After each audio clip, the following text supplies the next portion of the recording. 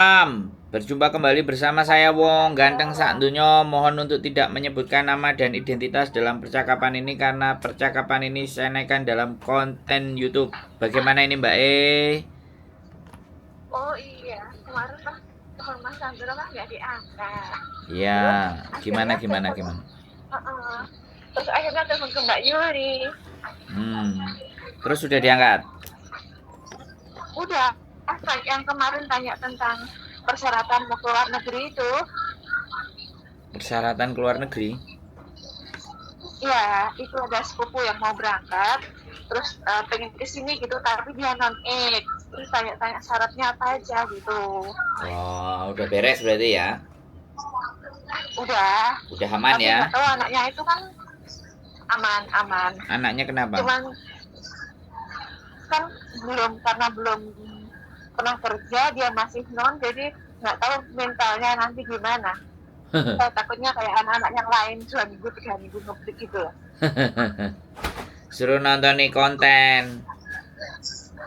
Kalau Iya, udah tak kirimin, banyak tak kirimin tuh konten-konten Mas Sandro. Takutnya gitu nanti sampai sini terus menye-menye gitu. suruh nonton konten, suruh kasih tahu kalau makanan di sini makannya cuma roti, sehari bisa makannya semangkok, nggak bisa sepiring, nggak kenyang. Terus majikannya cerewet, dianya belum bisa bahasa, tertekan hati dan perasaan. Nah, sampean bilang Iya, kayak itulah. gitu, nampani duit 9 juta ini nggak segampang apa yang dirasakan. Yang dilihat kan cuman hari Minggu aja. Senin sampai Dari Sabtu. bagian kita ya. Senin sampai Sabtunya itu suruh nonton konten. Terus kemarin, Gimana? ya terus disaranin sama Mbak Yuli kalau masih non-ed, sekarang kan proses kehukuman kan agak sulit nanti yang non-ed kan. Hmm. Terus Mbak Yuli bilang sini aja, mana yang cepat gitu, Singapura atau Taiwan gitu. Cari pengalaman kan sama-sama cari uang gitu. Singapura, Taiwan itu memang lebih cepat daripada di Hong Kong. Iya. Dan di Taiwan juga agak lebih longgar katanya, tapi katanya sih saya nggak tahu fixnya karena saya nggak pernah jadi PRT di Taiwan. Kalau PRT di Hong Kong saya pernah 4 bulan. Iya. Oh ya Mas Sandro, untuk potongan rata-rata berapa ya Mas Sandro? Kenapa? Untuk potongan berapa biasanya? Potongan itu kalau sekarang hampir rata-rata semuanya sama. Maksimal di 2.300 itu sudah mau mentok paling mahal. Oh paling mahal, udah 2.300 Ya, itu tapi udah paling kalau mahal. misalnya mereka dicasnya lebih dalam artian misal sampai 2.500, 2.800, apalagi 3.000 ya kembali lagi ya tinggal dilaporin aja. Terus yang kedua, kadang-kadang anak-anak kan minta uang saku. Iya. Minta Itu uang pasti saku itu itu. kan ya artinya ngutang. Ngutang lah, nek minta uang sakunya cuma 5 juta, tapi kemudian dibebani misalnya ada tambahan 500 kali 6, 3.000 Hongkong dolar itu 6 Oh juta. iya. Jadi ini minjemnya 5 juta, balik nonnya 6 juta lah, kayak gitu tuh Mbak. Oh iya, itu yang nggak disadari sama orang-orang ya. Iya. Berarti rata-rata potongan 23 itu kali 6 bulan ya. Oh, betul. 6 bulan. Rata-rata potongan 6 bulan. Iya, kemarin tanya sama Mbak Yuli, berarti itu syarat-syaratnya harus dikirim lewat PDF gitu ya. Ya, kalau itu kan proses melalui dia. Kalau di PT-PT, kalau dia nanti masukkan ke PT atau dia mau carikan majikan dulu yang non, ya nggak apa-apa, dia bisa carikan majikan di non, nanti sampean baru masuk PT-nya. Karena ya dia kan ada jalur dengan majikan. Iya.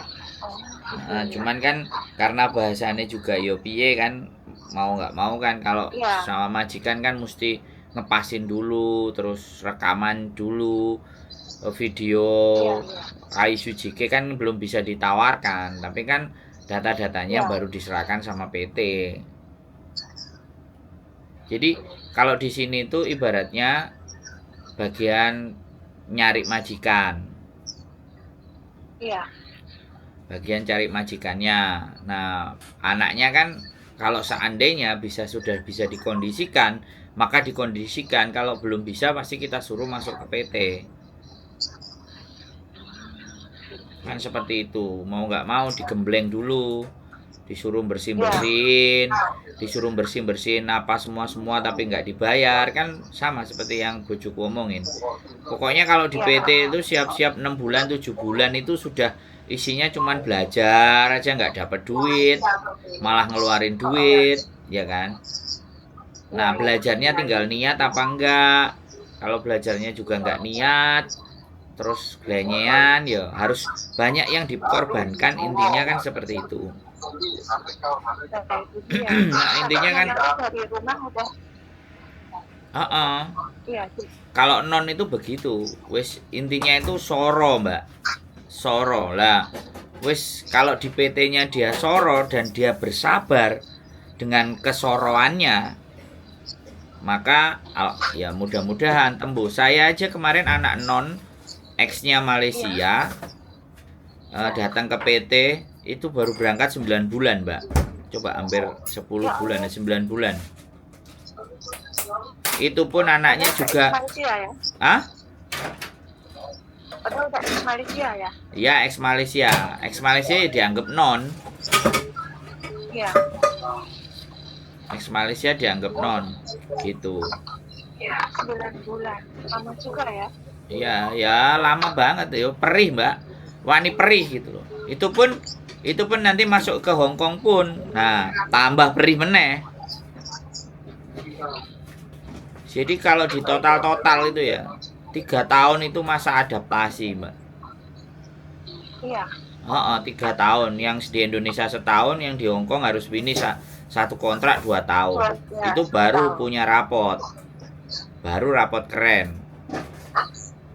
Wah, itu berat ya. Wah, bukan ya, saya bukan ngomong bagaimana ya. Karena sampai non aku ngomongnya berat, tapi kalau aku ngomong sama yang sudah 15 tahun di sini, 9 tahun di Iya. sini, 10 tahun di sini diguyu, Mbak. Aku ngomong kayak gini tuh diguyu sama mereka, diketawain. Mereka sudah melewati masa itu semua. Udah ngalamin yang Masa yang saya omongin gimana. dan hampir 90% yang kerja ke Hong Kong itu pasti akan ikut merasakan majikan yang cerewet, dapat makannya sedikit, kerja serba salah, nahan perasaan.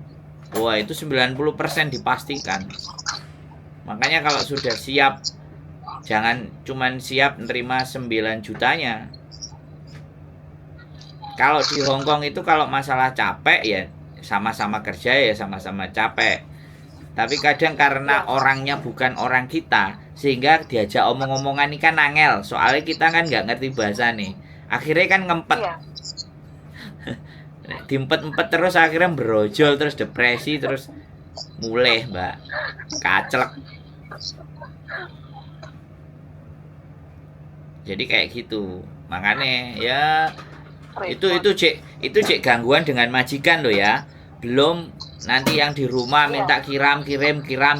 Nah, belum lagi nanti di sini kena modus diiming-imingi koncone karena dia baru nggak ngerti apa-apa, utang bank lagi lah, wes.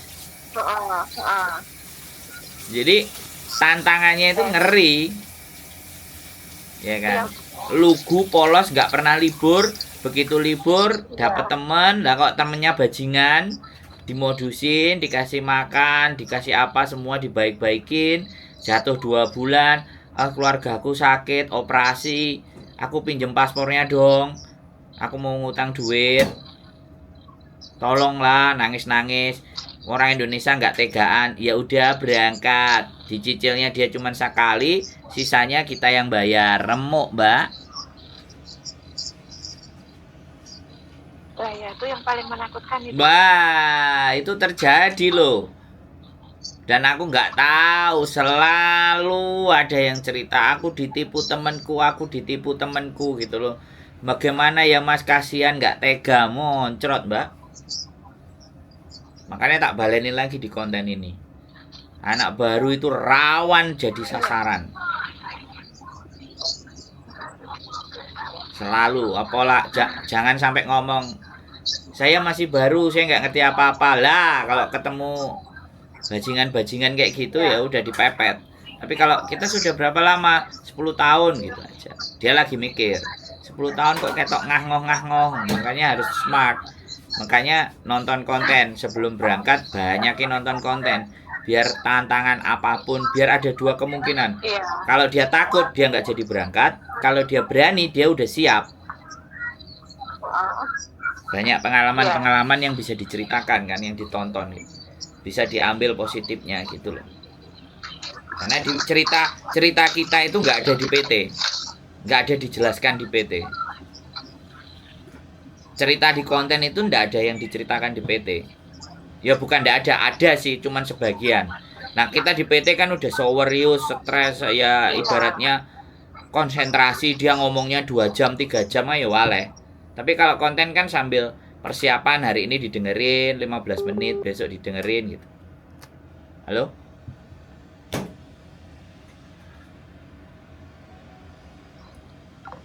Oke teman-teman, mati ya. Ya nggak apa-apa lah. Pembelajaran. Udah telepon sama istri saya, telepon saya lagi. Oke, saya tak ngambil ondol-ondol yang sudah dianterin sama Mbak E di bawah. Keep stay tune my YouTube channel and see you next video. Bye-bye.